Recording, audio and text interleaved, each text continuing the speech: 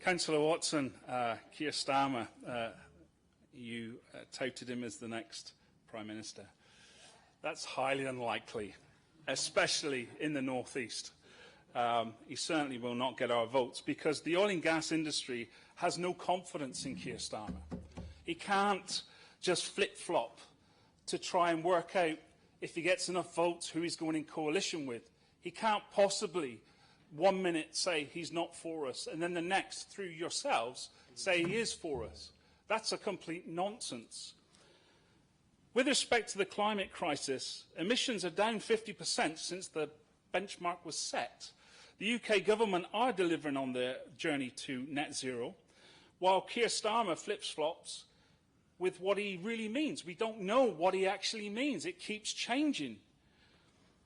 If he does what he has intimated in the press, thousands of jobs in the northeast of Scotland are at risk. Don't mess about with this. This is absolute truth, Lord Provost.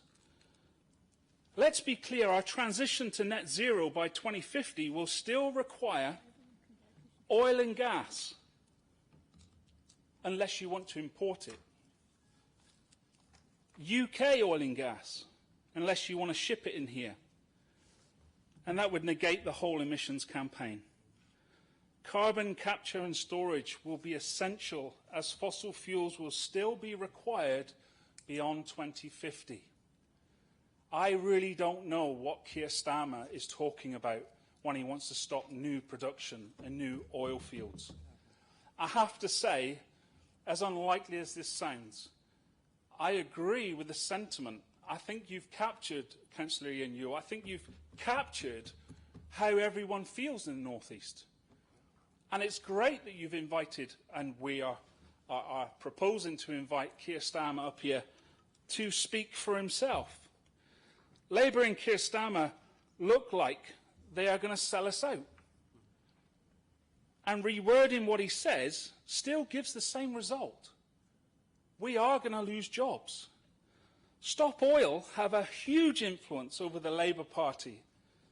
I hope in summing up, we will address how we can, as Aberdeen, be the capital of the energy transition, not the desert proclaimed by Stop Oil. We really do need to know that in the North East, if we cannot develop new fields, if we cannot supply UK energy, then we'll have to import it from abroad. It seems that oil and gas is okay if it comes from abroad. It just seems to be UK oil and gas that's the problem. Thank you, Lord Provost. Thank you, Cllr Brooks.